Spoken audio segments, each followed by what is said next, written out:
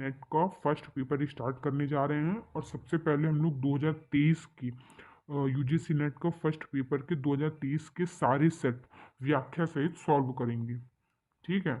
और इसमें सबसे पहले हम लोग विषय सूची को ये हमारी विषय सूची है कि हम 2023 के कितने सेट सॉल्व करेंगे, 2023 में कितने फर्स्ट पेपर के एग्ज़ाम हो चुके हैं। क्योंकि इसमें आप लोग देख रहे होंगे कि शिफ्ट के आगे सब्जेक्ट भी लिखा है, तो इसका कंफ्यूजन दूर करते हुए मैं बता दूं, आपके जिस भी सब्जेक्ट का एग्ज़ाम होता है, मतलब सेकंड पेपर आपका जो भी सब्जेक्ट होता है, सब में फर्स्ट पेपर अलग ही होता है। कोई भी फर्स्ट पेपर किसी दूसरे सब्जेक्ट में रिपीट नहीं होता है। तो इसीलिए जितने एग्जाम जितने सब्जेक्ट होते हैं उतने ही शिफ्ट के अलग अलग फर्स्ट पेपर के एग्जाम हैं। तो ये 2023 के जितने टोटल एग्जाम हैं, जिस भी सब्जेक्ट के साथ जितने फर्स्ट पेपर के एग्जाम हुए हैं, ये सारे एग्जाम हैं। ये आप लोग देख सकते हैं। तो अभी हम लोग स्टार्ट करते हैं फर्स्ट पेपर।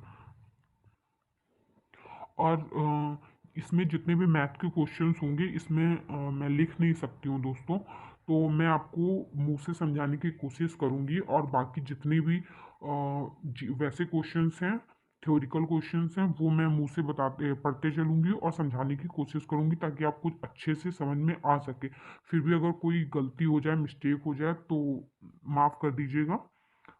तो पहला क्वेश्चन इसका ये देखते हैं।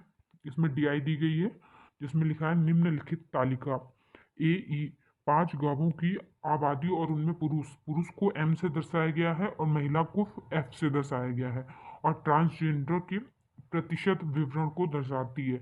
और इस तालिका में दिए गए आंकड़ों के आधार पर प्रश्न का उत्तर देना है।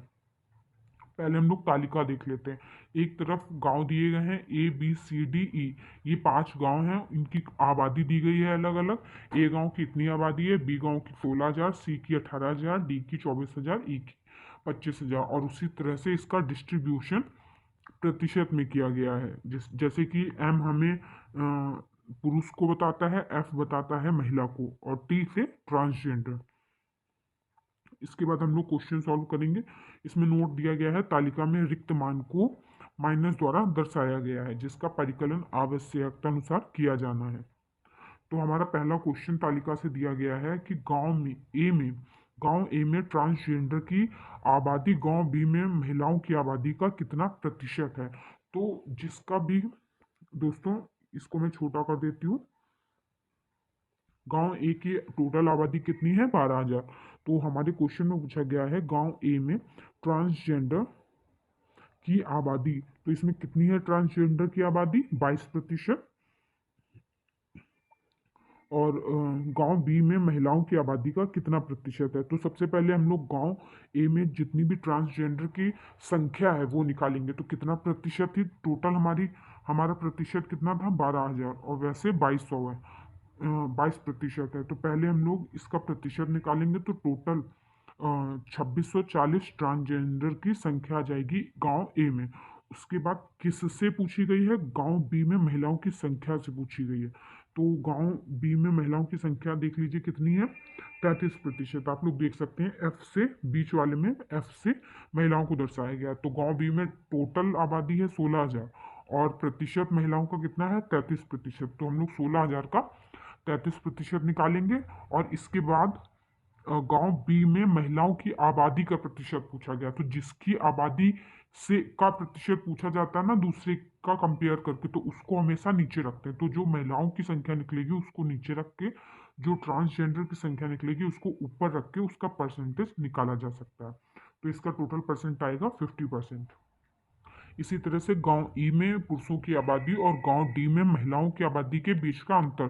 तो सबसे पहले हम लोग गांव ई में जो टोटल संख्या है उसमें पुरुषों की जो जितना भी प्रतिशत दिया गया है उससे पुरुषों की आबादी निकालेंगे। उसके बाद गांव डी में जितनी टोटल संख्या दी गई है, टोटल में महिलाओं का जितना प्रतिशत दिया गया है, तो उसकी संख्या निकालेंगे। उसके बाद उन दोनों को आपस में घटा देंगे। तो टोटल संख्या पहले हम लोगों ने गांव ई की जो पुरुष जनसंख्या थी उसको निकाला, फिर गांव डी की महिलाओं की जनसंख्या के को निकाला, उसके बाद उन दोनों को घटा दिया। इसी तरह से तीसरा क्वेश्चन है हमारा, गांव सी में ट्रांसजेंडर और गांव बी में पुरुषों की आबादी का अनुपात ज्ञात करना है। तो गांव सी में ट्रांसजेंडर, टोटल में ट्रांसजेंडर की संख्या निकालेंगे। फिर गांव बी में पुरुषों की आबादी का जो गांव बी में जो टोटल संख्या है उसमें पहले पुरुषों की आबादी निकालेंगे। उसके बाद इन दोनों का अनुपात, इन दोनों की संख्या को अनुपात में रख के इसका अनुपात निकाल लेंगे। चौथा क्वेश्चन है गांव ए में पुरुषों और महिलाओं की संख्या के बीच का अंतर। तो गांव ए में जितने भी प्रतिशत पुरुष हैं पहले पुरुषों की संख्या निकालेंगे, उसके बाद जितने प्रतिशत महिलाएं हैं उनका, या फिर एक साथ उन प्रतिशत को आपस में घटा के जितना भी उनमें अंतर आ रहा होगा वो सीधे सीधे निकालेंगे। जैसे कि 46% पुरुष हैं और 32% महिला हैं, तो इसमें घटाने के बाद 14% अंतर आ रहा है इन दोनों का। तो टोटल संख्या इन दोनों के बीच की 12,000 है, तो 12,000 का 14% निकालेंगे तो 1680 का अंतर है इन लोगों के बीच में। हमारा पांचवा क्वेश्चन है गांव बी और डी दोनों में एक साथ महिलाओं की कुल संख्या गांव सी में पुरुषों की संख्या में कितना प्रतिशत अधिक है।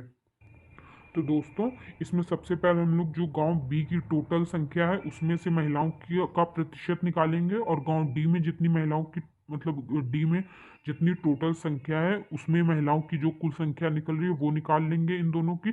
उसके बाद गांव सी में जो पुरुषों की संख्या है उसको निकाल के उसको नीचे रख के, और बी और डी को जोड़ के, बी और डी की जो संख्या है उसको जोड़ के उसको ऊपर रखेंगे बटे के, और इंटू 100 मतलब इनका प्रतिशत निकाल लेंगे। जैसे कि अभी यहाँ पे आप लोग व्याख्या देख सकते हैं, गांव बी और डी में महिलाओं की कुल संख्या का प्रतिशत निकालेंगे। उसके बाद सी में पुरुषों की संख्या जितनी है वो निकालेंगे, और उसके बाद पुरुषों की संख्या को नीचे रख के महिलाओं की संख्या को घटा के ऊपर रख देंगे और इनका प्रतिशत निकाल लेंगे। हमारा अगला क्वेश्चन दिया गया है अनुदेशीय डिजाइन रूपरेखा के ADDIE मॉडल में परिवर्णी शब्द ADDIE की अक्षर I और E किससे संबंधित हैं। तो इनका जो फुल फॉर्म होता है, तो इसमें I और E पूछा गया है किससे संबंधित है, तो इसका सही ऑप्शन बी होगा, इम्प्लीमेंटेशन एंड इवेल्यूशन, कार्यान्वयन और मूल्यांकन इसका सही ऑप्शन होगा। बाकी इसका पूरा हम लोग फुल फॉर्म देख लेते हैं। ADDIE एक शिक्षण प्रतिमान है जिसका उपयोग अनुदेशात्मक डिजाइनरों और प्रशिक्षण विनिर्माणकर्ता द्वारा प्रभावी शिक्षण अनुभव बनाने के लिए किया जाता है, और इसके 5 चरण है। जैसे कि ए का क्या होगा, एनालाइजिंग मतलब विश्लेषण, इसका मतलब होता है समस्या की पहचान, किसी चीज का विश्लेषण, किसी चीज को एनालाइज करना। ठीक है। डी मतलब डिजाइन, डिजाइन संपूर्ण रूपरेखा निर्माण। डी मतलब डेवलपमेंट, विकास, उत्पाद का निकाय। और आई इम्प्लीमेंटेशन, क्रियान्वयन, प्रशिक्षण देना। और ई का मतलब होता है इवोल्यूशन, मूल्यांकन, प्रशिक्षण का मूल्यांकन। और यह सुनिश्चित करता है कि सभी सीखने की गतिविधियां उस लक्ष्य को पूरा करें जो सीखने के लिए एक एकीकृत दृष्टिकोण प्रदान करता है, और यह पाठ्यक्रम विकास की गुणवत्ता में दक्षता और निरंतरता को बढ़ाता है। अगला क्वेश्चन है हमारा, ऑनलाइन कक्षाओं में भाग ले रहे विद्यार्थियों को एक अनुदेशक पढ़ाता है, और पाठ के बाद अनुदेशक पठन सामग्री जो ई विषय सामग्री, पावर पॉइंट प्रस्तुति आदि है, इस उद्देश्य से संलग्न करता है कि विद्यार्थी इनकी अवलोकन कर सकें, और इसके लिए अनुदेशक कौन से विकल्प का चयन करेगा। तो इसका सही ऑप्शन होगा ऑप्शन सी, अधिगम प्रबंधन प्रणाली, LMS, जिसको बोलते हैं लर्निंग मैनेजमेंट सिस्टम। इसको शॉर्ट फॉर्म में बोलते हैं LMS, अधिगम प्रबंधन प्रणाली। और इसकी व्याख्या देख लेते हैं। यह एक शिक्षण प्रबंधन प्रणाली है जो एक सॉफ्टवेयर आधारित या SaaS प्लेटफॉर्म आधारित है। यह प्रशासन, रिपोर्टिंग, स्वचालन और शैक्षिक पाठ्यक्रम, प्रशिक्षण कार्यक्रमों, सामग्रियों या सीखने और विकास कार्यक्रमों के वितरण में सहयोग प्रदान करता है। और ऑनलाइन कक्षाओं में भी LMS का उपयोग होता है। LMS के प्रकार कैसे हैं? पहला है इंस्टॉल्ड LMS, दूसरा है वेब बेस्ड LMS, तीसरा है ओपन सोर्स LMS, चौथा है क्लोज्ड सोर्स LMS, पांचवा है LMS विथ ऑथोरिंग टूल्स। छठा दिया गया है इंट्रीगेशन कैपेबल LMS। और सातवां दिया गया है सास LMS, क्लाउड बेस्ड LMS। अगला क्वेश्चन दिया गया है निम्नलिखित में से कौन सा नियम अधिगम के प्राथमिक नियमों के अंतर्गत नहीं आता है। तो इसका सही ऑप्शन सी होगा, बहुप्रत्युत्तर का नियम। इसकी व्याख्या देख लेते हैं। थॉर्नडाइक का मत है कि जब उद्दीपन तथा अनुक्रिया के बीच संबंध उत्पन्न होता है तो दोनों में अनुबंध स्थापित हो जाता है और यही अनुबंध सीखना कहलाता है। और थॉर्नडाइक ने सीखने के तीन प्राथमिक सिद्धांत दिए हैं। पहला क्या है, प्रभाव का नियम। इससे तात्पर्य सीखे जाने वाले कार्य का सीखने वाले के लिए महत्व से है। जब व्यक्ति को सीखने से संतोष या प्रसन्नता मिलती है तब सीखना सरलता से होता है और इसमें संतोषजनक अवस्था तथा असंतोषजनक अवस्था होती है। दूसरा क्या था, तत्परता का नियम। जब अधिगमकर्ता सीखने के लिए अपनी ज्ञानेंद्रियों एवं कामेंद्रियों के साथ तत्पर होकर संज्ञान लेता है तब ही सीखना तीव्र गति से होता है। और तीसरा क्या है, अभ्यास का नियम। उद्दीपक तथा अनुक्रिया के बीच परिवर्तनीय संबंध होता है जिसे अभ्यास कहा जाता है। जब अधिगम करता किसी चयनित अनुक्रिया को बार बार करता है तो सीखने में उन्नति होती है। अभ्यास के द्वारा सीखना स्थायी होता है और उपयुक्त प्रश्न में बहुप्रत्युत्तर का नियम सीखने के प्राथमिक नियमों के अंतर्गत नहीं आता है। हमारा अगला क्वेश्चन दिया गया है, नीचे दो कथन दिए गए हैं। पहला कथन है परियोजना विधि जॉन डेवी के दर्शन से सर्वाधिक रूप से संबंधित है। और कथन दूसरा क्या है, परियोजना विधि की प्रबलता सामाजिक प्रतिभागिता में निहित है। तो इसमें उपरोक्त कथन के आलोक में नीचे दिए गए विकल्पों में से सबसे उपयुक्त उत्तर का चयन कीजिए। तो इसमें जो ए ऑप्शन होगा वो सही होगा। इसका कथन ए और दो दोनों ही क्या है, सही है, करेक्ट है। Both statement first and statement two are correct. इसकी हम लोग व्याख्या देख लेते हैं एक बार। प्रोजेक्ट विधि जॉन डेवी द्वारा विकसित की गई थी और यह व्यवहारिकता के दर्शन पर आधारित है। परियोजना विधि की प्रबलता सामाजिक प्रतिभागिता में निहित है और प्रोजेक्ट विधि के सोपान अधोलिखित हैं। पहला है परिस्थिति प्रदान करना, दूसरा प्रोजेक्ट का चयन, तीसरा प्रोजेक्ट बनाना, चौथा योजना का क्रियान्वयन और पांचवा है मूल्यांकन। और दोनों कथन सत्य हैं। हमारा नेक्स्ट क्वेश्चन है पूर्व स्नातक शैक्षिक कार्यक्रमों के लिए स्वयं पर शैक्षणिक प्रोग्राम और पाठ्यक्रम किसके द्वारा विकसित किए गए हैं। तो इसमें नंबर दिए गए हैं। ए है NPTEL, दूसरा है IIM अहमदाबाद, सी है AICTE और डी है CEC, ई है IIM बेंगलोर और एफ है UGC। तो इसका ए ऑप्शन सही होगा, ACD&E। जैसे कि पूर्व स्नातक शैक्षिक कार्यक्रमों के लिए स्वयं पर शैक्षणिक प्रोग्राम और पाठ्यक्रम निम्न द्वारा विकसित किए गए हैं। पहला है NPTEL और दूसरा है AICTE, तीसरा है CEC और चौथा है IIM बेंगलोर। और स्वयं मानव संसाधन विकास मंत्रालय का एक ऑनलाइन मंच है जिसके माध्यम से भारत में छात्रों को ऑनलाइन कार्यक्रम पाठ्यक्रम प्रदान किए जाते हैं और इसे 9 जुलाई 2017 को लॉन्च किया गया था। इसके अंतर्गत 9 से स्नातकोत्तर पाठ्यक्रम शामिल है। अगला क्वेश्चन हमारा शोध आलेख या शोध प्रतिवेदन, जिसको रिपोर्ट बोलते हैं, पढ़ते समय प्रायः संक्षिप्ताक्षर विज आता है और इसका अर्थ है। तो हमारा जो सही ऑप्शन है वो ऑप्शन बी हो जाएगा, नामतः अर्थात। और इसकी जो व्याख्या है वो देख लेते हैं। शोध आलेख या शोध प्रतिवेदन पढ़ते समय प्रायः संक्षिप्ताक्षर विज आता है, इसका अर्थ है नॉर्मली, नामतः अर्थात होता है। अगला क्वेश्चन हमारा, एक विद्यार्थी एक विश्वविद्यालय में अपना PhD शोध प्रबंध जमा करता है। उसके शोध प्रबंध की समीक्षा करने पर उसकी विषय वस्तु के 35% भाग में समरूपता पाई जाती है। विश्वविद्यालय अनुदान आयोग के विनियमों के अनुसार निम्नलिखित में से यह साहित्य चोरी के किस स्तर में आता है? तो ऑप्शन ए दिया गया है 0 स्तर, ऑप्शन बी है 1 स्तर, ऑप्शन सी है 2 स्तर, ऑप्शन डी है 3 स्तर। तो चलिए इसकी व्याख्या को भी देख लेते हैं। तो इसकी व्याख्या देखते हैं। उस बी ऑप्शन इसका सही है, 1 स्तर।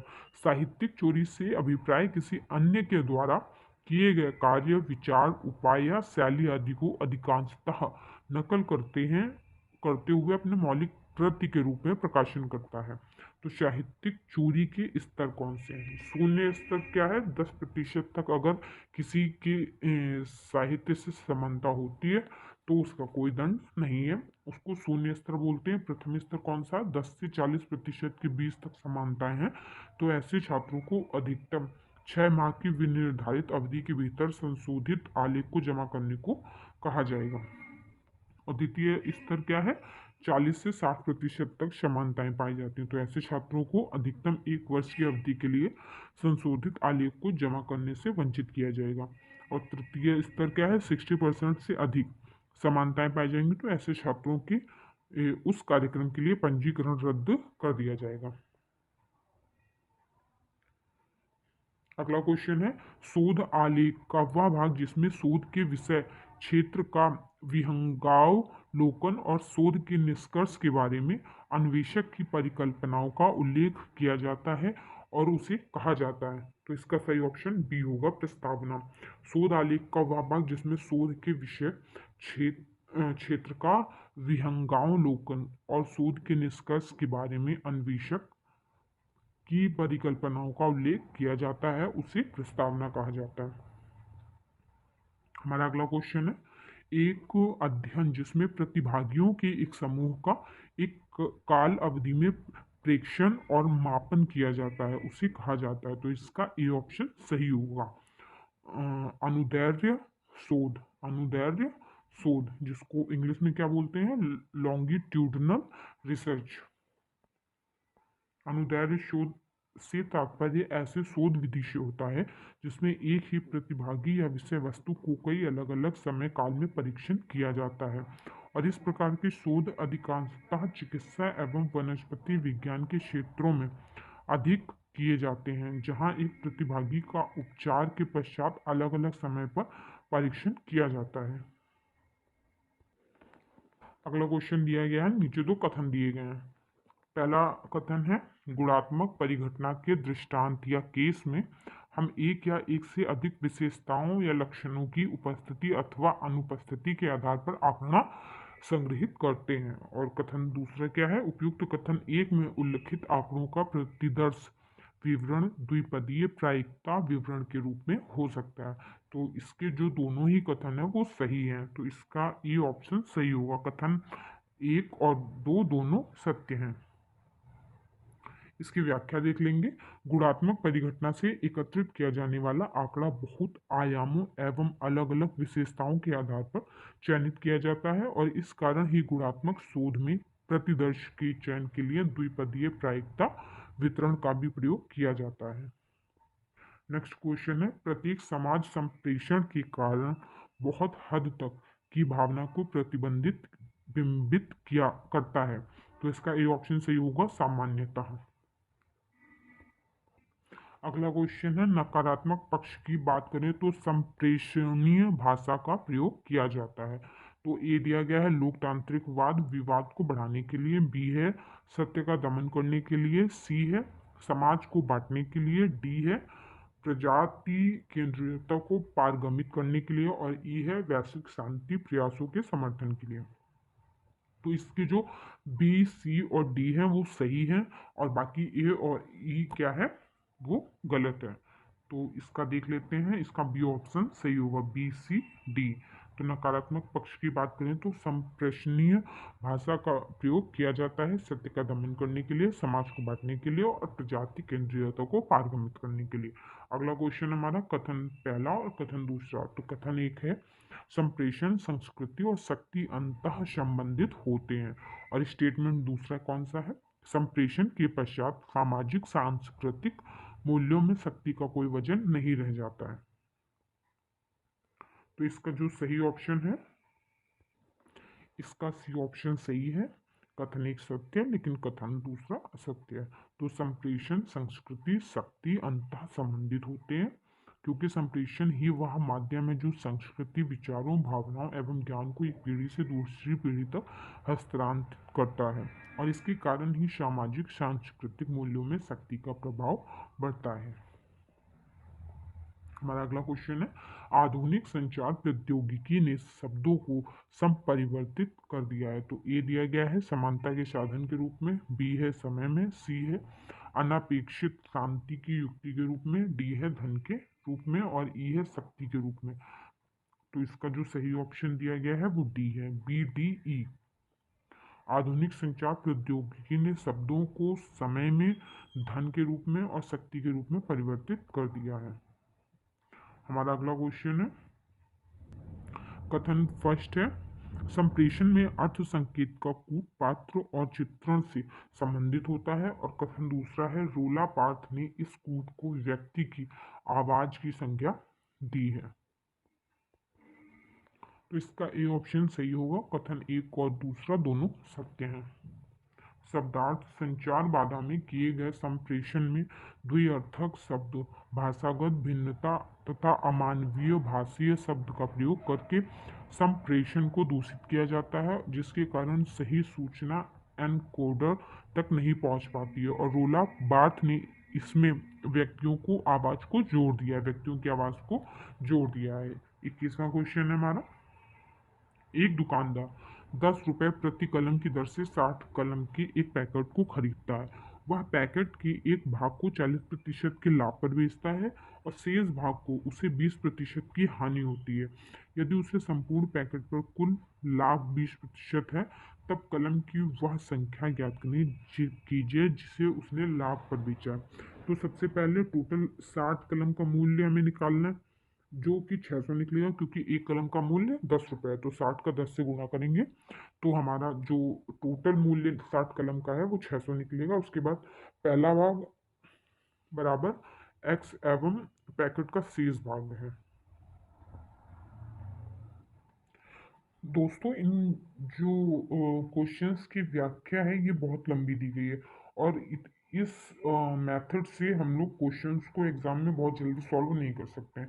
तो इसमें ऐसे क्वेश्चंस में हमें अपनी शॉर्ट ट्रिक्स ही हमेशा यूज़ करनी चाहिए। जैसे कि इसमें क्वेश्चन में हम लोग क्या सबसे लास्ट वाली लाइन देखते हैं, इस क्वेश्चन को एक बार पढ़िए कि एक दुकानदार जो जो क्वेश्चन में बोलता जाएगा सिर्फ हमें वही करना है, इसके अलावा हमें कोई मेथड कोई फॉर्मूला कुछ नहीं अपनाना है, बस जो बोलता जाए वो करते जाना है। जैसे कि एक दुकानदार, और ऐसे क्वेश्चंस में हम लोग ऑप्शन जो होते हैं उनकी हेल्प ले सकते हैं। ये ऑप्शन से क्वेश्चन बहुत जल्दी सॉल्व होते हैं। जैसे कि एक दुकानदार 10 रुपए प्रति कलम की दर से 60 कलम के एक पैकेट को खरीदता है, तो उस 60 कलम का में एक पैकेट बनता है, ठीक है। तो एक पैकेट के एक भाग को, मतलब जो 60 कलम का पैकेट है उसके एक भाग को वो 40% के लाभ पे बेच रहा है, लेकिन जो शेष भाग बच रहा है उसको वो 20% की हानि पे बेच रहा है। मतलब एक ही पैकेट को दो भागों में डिवाइड कर दिया गया है, एक को 40% लाभ पे बेचता है, दूसरे को 20% हानि पे बेचता है। और यदि उसे संपूर्ण पैकेट पे कुल 20% लाभ हो रहा है, अब हम लोग यहाँ पे सबसे पहले क्या करेंगे, टोटल पैकेट हमारा 600 का था, 10 रुपए के हिसाब से 60 कलम का जो पैकेट था वो 600 का था, और टोटल में हमको 20% का लाभ हो रहा है। मतलब 600 का सबसे पहले हम 120 प्रतिशत निकालेंगे तो हमारा आ जाएगा 720। तो मतलब 40% लाभ पे एक भाग बेचा और 20% हानि पे एक भाग बेचने के बावजूद हमको 120 रुपये का लाभ हो रहा है, ठीक है। तो इसमें हमें ये बताना है कि कौन सा जो जिस भाग में हमको लाभ हुआ है उसकी संख्या क्या है। तो इसमें हम लोग ऑप्शन की जैसे कि सबसे पहला ऑप्शन क्या है, ये हम लोग बेसिक अपने कॉमन सेंस से भी सॉल्व कर सकते हैं। जैसे कि 40 पेन को मान लिया हमने, उसने 140 के लाभ पे बेचा, ठीक है, 40% लाभ पे बेचा। तो पहले हम लोग 40 का 140% निकालेंगे, और उसके बाद 20 पेन हमारे शेष बचते हैं जिसको उसने 20% हानि पे बेचा था। तो 20%, 20 का 80 निकाल लेंगे, 80%, ठीक है, ये टोटल निकल आएगा, टोटल रेट। तो 20 का 80 कितना निकलेगा जाके, 160 में। मतलब जो 20 पेन थे वो वैसे कितने में बिकते, 10 के हिसाब से, 200 के, बट 20% के हानि के हिसाब से उसके बिचे 160 के। और 40 पेन जो 140 मतलब 40% पे लाभ पे बिक रहे थे, वो टोटल कितने पे बिकते हैं जाके,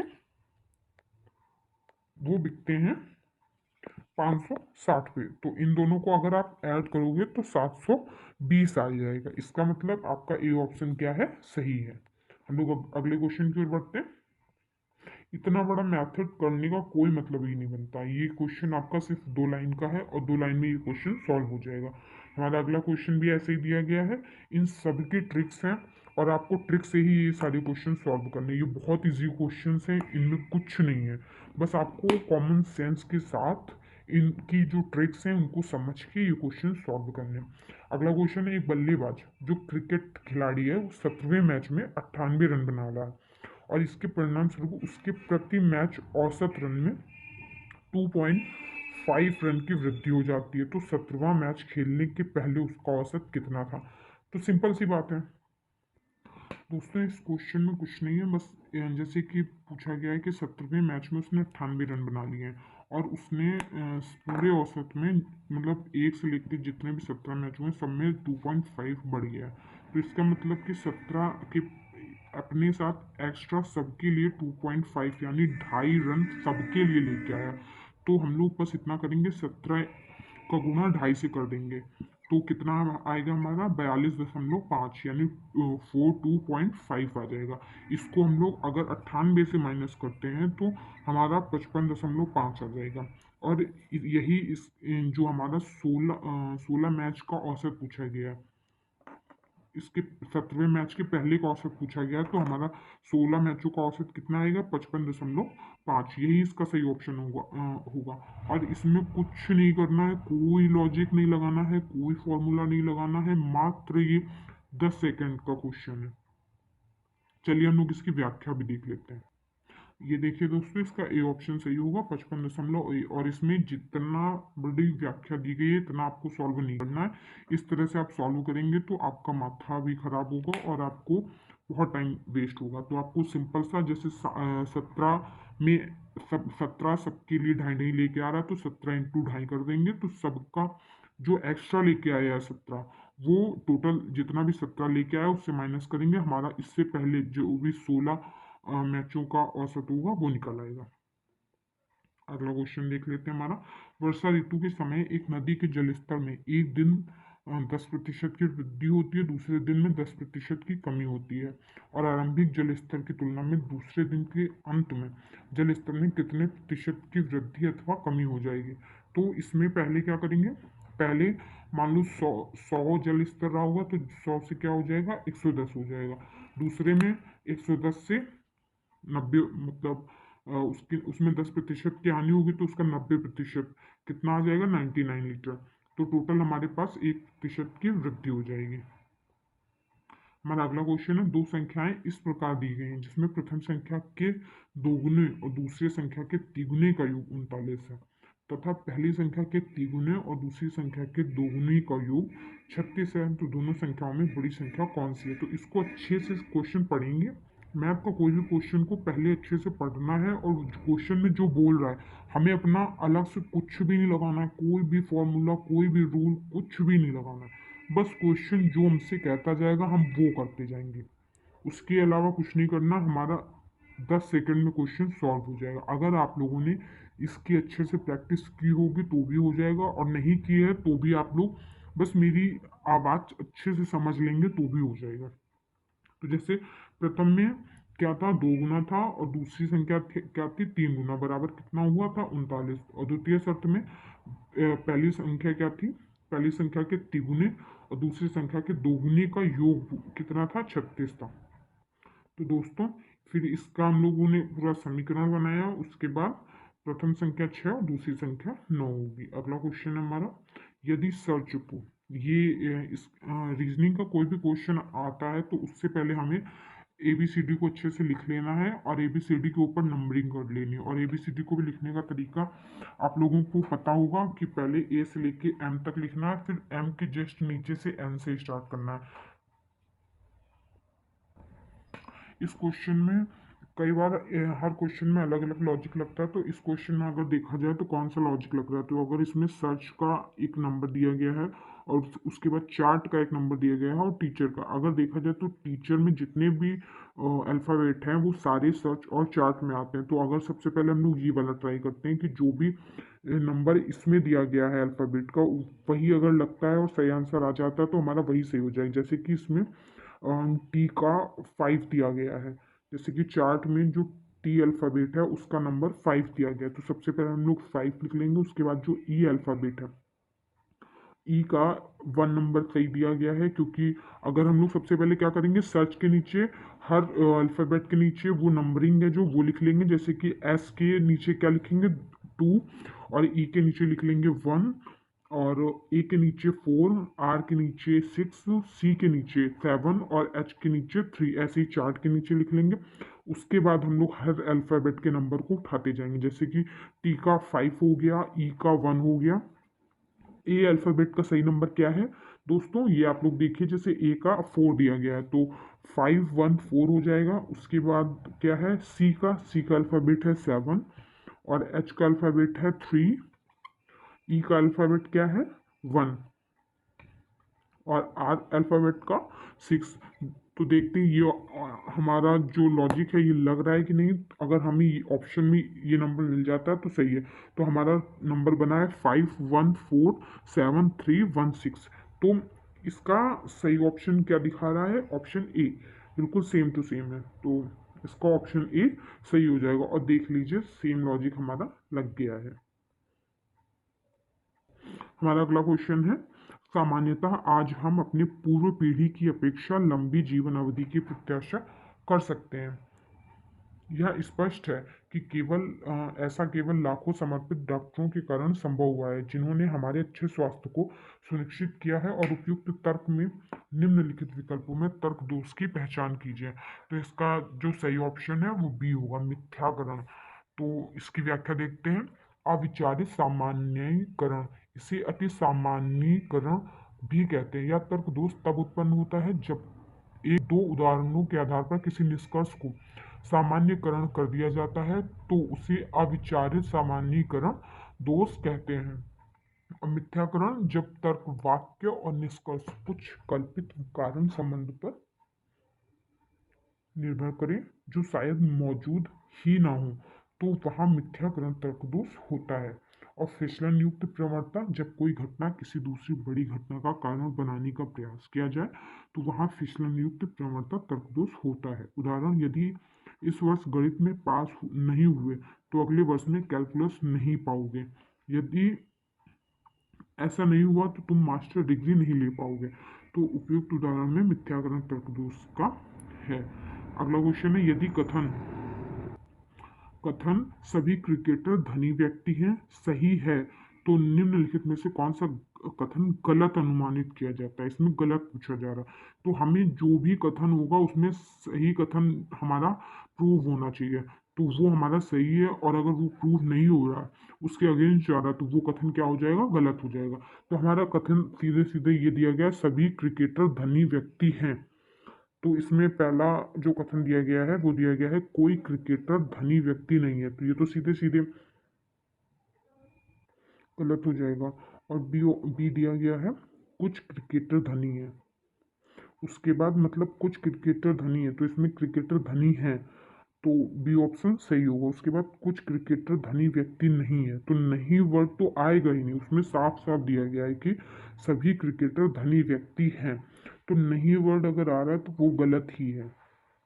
डी दिया गया है कुछ धनी व्यक्ति क्रिकेटर है, तो ये भी उस सेंटेंस से कहीं ना कहीं मैच खा रहे हैं। तो हमारा जो ए और सी है वो तो सीधे सीधे गलत हो जाएगा। तो ये हमारा कथन मतलब सही होगा, इसमें गलत कथन अनुमानित किया करना है हमें।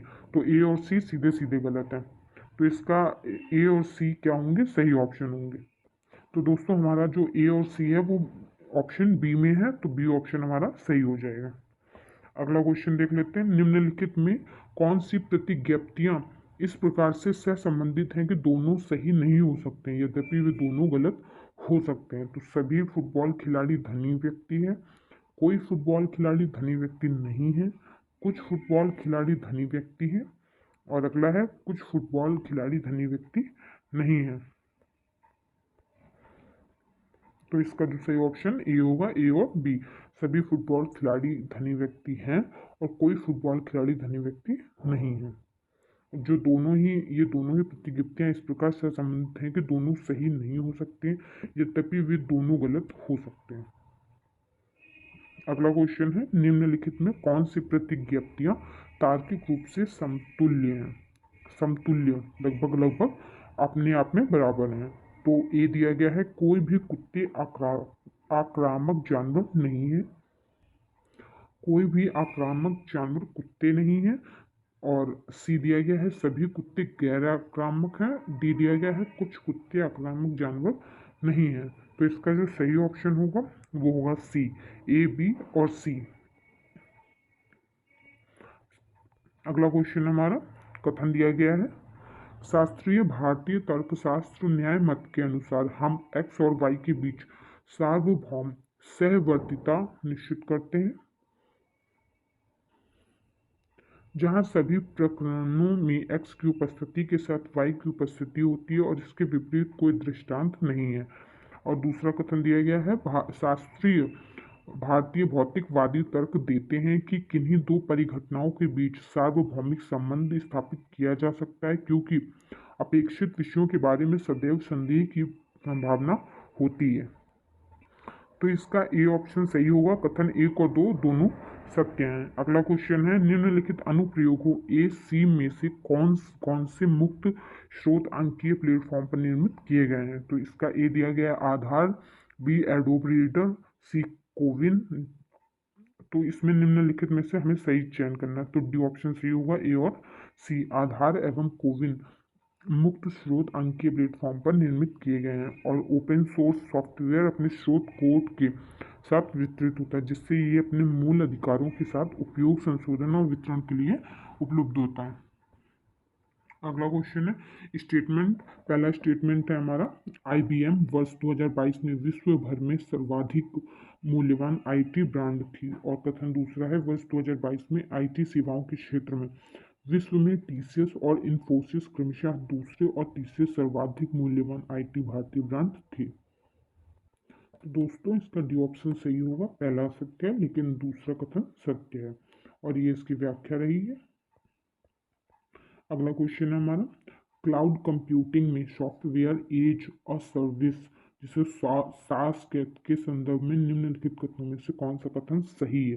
तो इसमें कथन सही पूछ रहा है। तो पहला कथन क्या क्या है, सास प्रयोक्ता इंटरनेट से जुड़े किसी भी कंप्यूटर अथवा मोबाइल उपकरण से अपने डेटा तक पहुंच सकते हैं। और बी क्या है, आउटलुक, हॉटमेल अथवा याहू मेल जैसी वेब आधारित ईमेल सेवा सास का एक रूप है। और सी कथन क्या है, सास क्रेता सॉफ्टवेयर का रूप और अनुभूति परिवर्तित करने और डेटा क्षेत्रों जैसे विशिष्ट क्षेत्रों को रूपांतरित करने के लिए प्रयोक्ता अंतरा पृष्ठ को अपनी आवश्यकता अनुसार बना सकते हैं। तो इसका सही ऑप्शन डी होगा, ए बी सी। अगला क्वेश्चन है, निम्न संप्रेषण प्रौद्योगिकियों ए सी में से किन्हें लघु रेंज उपकरण प्रौद्योगिकी माना जाता है। तो लघु रेंज उपकरण प्रौद्योगिकी ए में दिया गया है CCTV, बी में दिया गया RFID और सी दिया गया है WLAN। तो इसमें पूछा गया उत्तर का चयन करना है। तो इसका ए बी सी तीनों ही ऑप्शन सही हैं। तो मतलब डी ऑप्शन इसका सही होगा, CCTV, RFID और WLAN लघु दूरी के प्रौद्योगिकी उपकरण है। तो अगर CCTV पूछा जाए क्या है, तो CCTV क्लोज सर्किट टेलीविजन है। ये एक टीवी प्रणाली है जिसमें संकेतों को सार्वजनिक रूप से वितरित किया जाता है और इसे मुख्य रूप से सुरक्षा उद्देश्यों पर नजर रखने के लिए प्रयोग किया जाता है।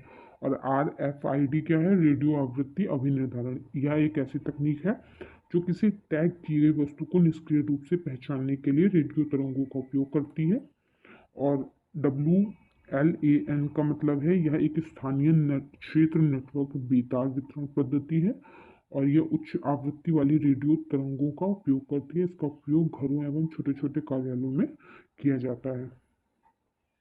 अगला क्वेश्चन है, भारत में सार्वजनिक महत्वपूर्ण अवसंरचना पब्लिक की इंफ्रास्ट्रक्चर निम्नलिखित में से किसके संदर्भ में प्रयोग किया जाता है? इसका ये ऑप्शन सही होगा, डिजिटल सिक्योरिटी इंफ्रास्ट्रक्चर, अंकीय सुरक्षा अवसंरचना।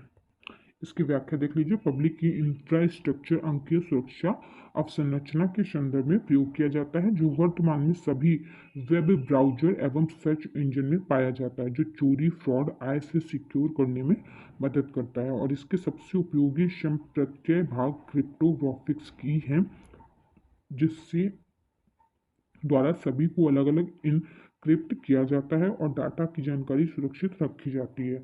और अगला क्वेश्चन हमारा, पर्यावरणीय खतरों से संबंधित जोखिम मूल्यांकन के निम्नलिखित कदमों का सही अनुक्रम क्या है?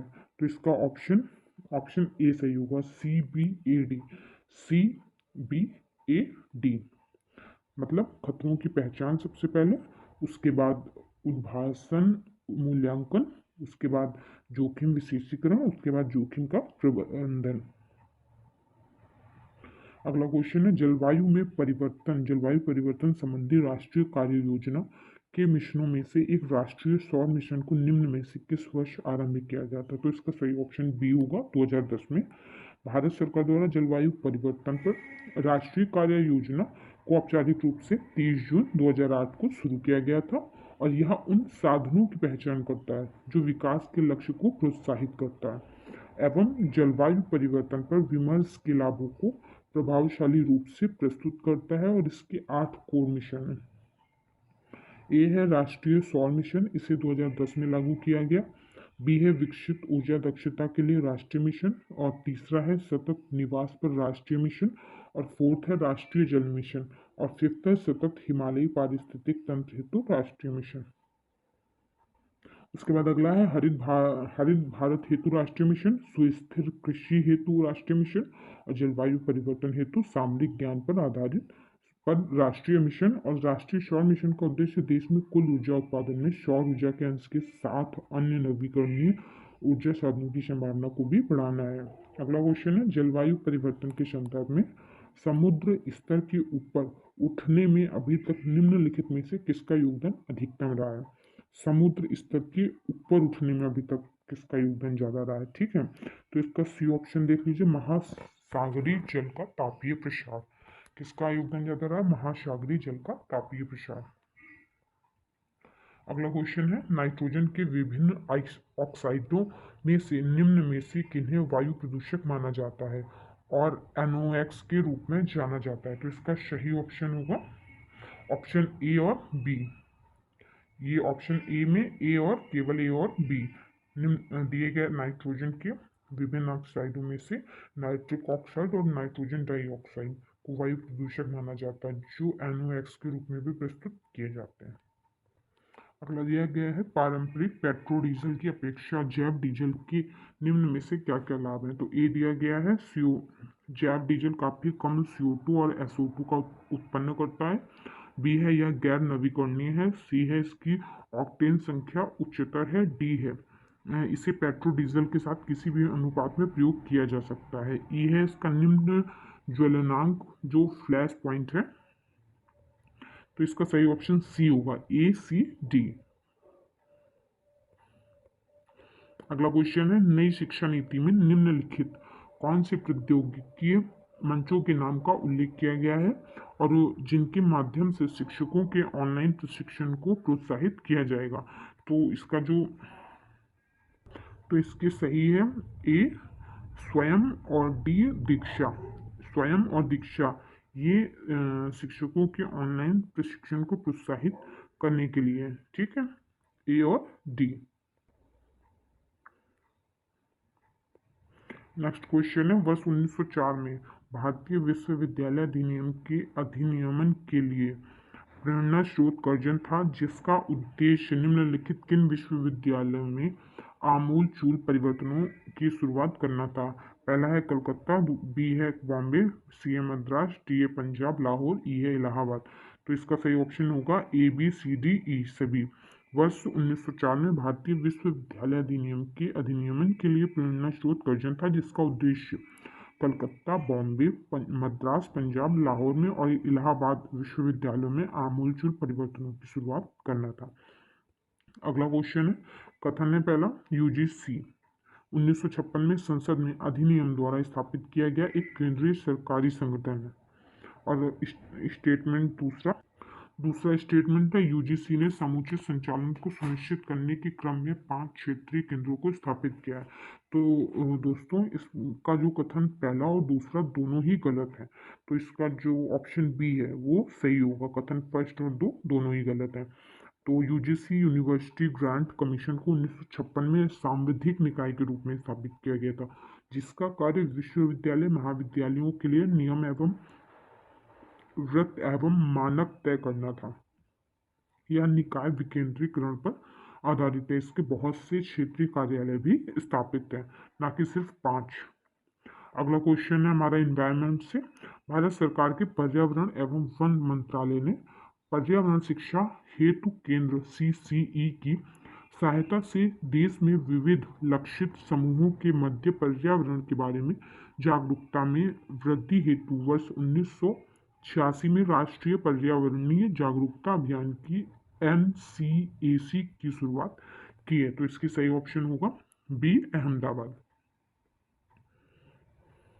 अगला क्वेश्चन है, निम्नलिखित में से कौन एक महत्वपूर्ण पुरातात्विक स्थल है जिसको यूनेस्को द्वारा वर्ष 1980 में विश्व धरोहर स्थल घोषित किया गया था? तो इसका ए ऑप्शन सही होगा, तक्षशिला। तक्षशिला एक महत्वपूर्ण पुरातात्विक स्थल है जिसको यूनेस्को द्वारा 1980 में विश्व धरोहर स्थल घोषित किया गया था। यह वर्तमान में पाकिस्तान में स्थित है और इसमें पूरे विश्व के 10,500 से अधिक छात्र अध्ययन करते हैं या थे, जिसमें 60 से अधिक विषयों को पढ़ाया जाता था। अगला क्वेश्चन है, निम्नलिखित गद्यांश को पढ़िए और प्रश्न का उत्तर दीजिए। तो पहले हम लोगों को गद्यांश को पढ़ना है। जैसे गोल्डन चाइल्ड ने शहरी क्रांति पद का प्रयोग लगभग 5500 वर्ष पूर्व प्रथम शहरों के आविर्भाव से चिन्हित समाज में परिवर्तनों के वर्णन के लिए किया था। जिन क्षेत्रों में सर्वप्रथम ये गहरे सामाजिक आर्थिक परिवर्तन हुए थे वे कौन से थे? मेसोपोटामिया, दजला और फरात नदियों की घाटी और निम्न नील घाटी, सिंधु नदी के मैदानी क्षेत्र और बाद में भूमध्य सागरीय क्षेत्र के इर्द गिर्द चीन की येलो नदी घाटी, दक्षिण पूर्व एशिया और अमेरिका में शहरी सभ्यताएं विकसित हुई। और इस प्रकार पहले शहरों का मुख्यतः उन क्षेत्रों में आविर्भाव हुआ जिन्हें आज LIC माना जाता है। द्रुतगामी परिवर्तनों की इस अवधि के लिए उत्प्रेरक नवपाषाण कालीन क्रांति थी, जो लगभग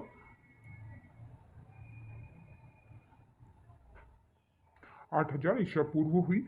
और यह तब हुआ जब पशुओं के पालतू बनाए जाने और खाद्यान्न कृषि पर आधारित स्थान वृद्धि कृषि ने स्थिर गति से यायावरी जीवन शैली को प्रतिस्थापित कर दिया। कृषि में प्रगति के साथ सिंचाई प्रविधियां विकसित हुई। इसके बाद अन्य प्रमुख प्रगति थी बैलों से खींचा जाने वाला हल, पहिए वाली गाड़ी, पाल नौका और धातु विज्ञान। तथापि लगभग 4000 ईसा पूर्व हुआ लेखनी का आविष्कार संभवतया सर्वाधिक महत्वपूर्ण आविष्कार था, क्योंकि इसी के बाद की सहस्त्राब्दी में दजला और फरात नदियों के बीच के जलोढ़ मैदानी क्षेत्र में कुछ गांवों के आकार में वृद्धि हुई और प्रकार्य में परिवर्तन हुए। इनके कारण शहर में वर्गीकरण योग्य बने।